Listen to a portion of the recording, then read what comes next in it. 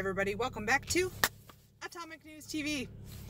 It is Saturday, just afternoon, and I just got done with work and it was a whirlwind. It was like crazy busy, like I am a mess.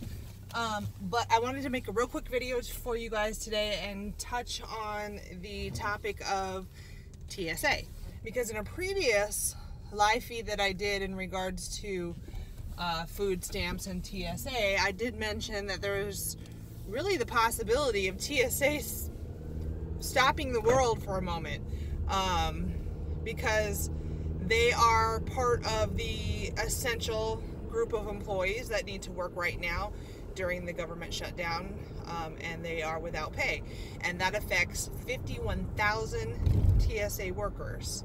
Okay, and my thought was, what if they started not showing up for work?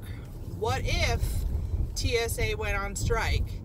Flights could not move forward without security check, and that could, sorry, I'm looking for cars because I am driving and filming, yes, so forgive me that I'm turning my head. But TSA could stop the world, because if we can't have any flights going in and out of the U.S. or, you know, throughout the U.S., that's big problems right there, guys. Big problems. And these cars need to just freaking stop so I can pull out and get in my lane. And then it could affect international flights, obviously. Now, there is a contingency plan, so if something like that was to happen, thank you, somebody's being very nice and letting me in. If that was to happen, there is a contingency plan. Obviously, they could pull in military, the National Guard, blah, blah, blah. So it's not like the world would stop for a long period of time if TSA decided to strike or everybody not show up for work. But it still could temporarily cause big problems in the U.S. It could. Now, they're labeling what's happening right now with the TSA the blue flu. Apparently, there are tons of employees that are calling out sick and not coming to work because they need to go to another job that will pay them right now so that they can pay the bills. You know, temporary work, part-time work, whatever it may be, so that they can have a check coming in to pay their bills. So they're using up benefits, vacation, sick time, things like that. But there is a severe increase of TSA call-outs in Dallas, Texas, and in New York. Now, TSA says right now that the wait times have not really been affected,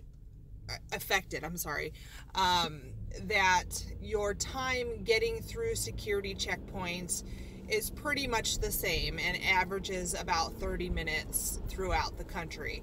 You know, sometimes you can get in through security super fast depending on the airport. Sometimes it takes forever.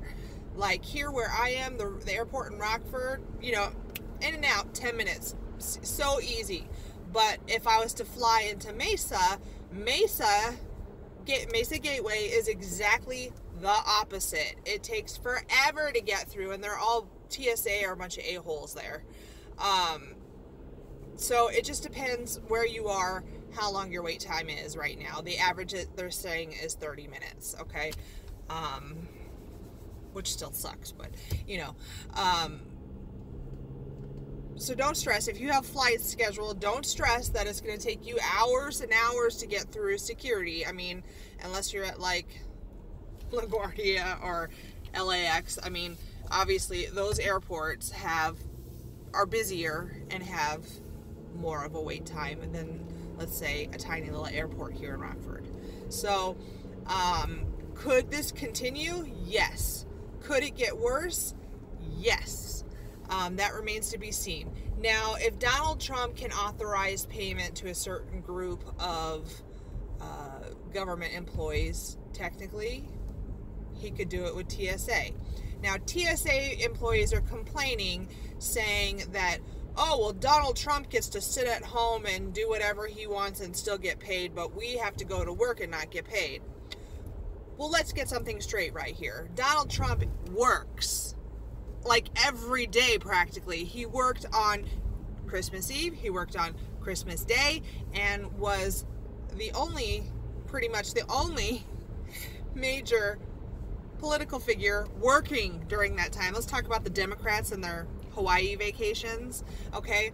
And as far as him getting paid, yeah, he gets paid, but he doesn't take the money.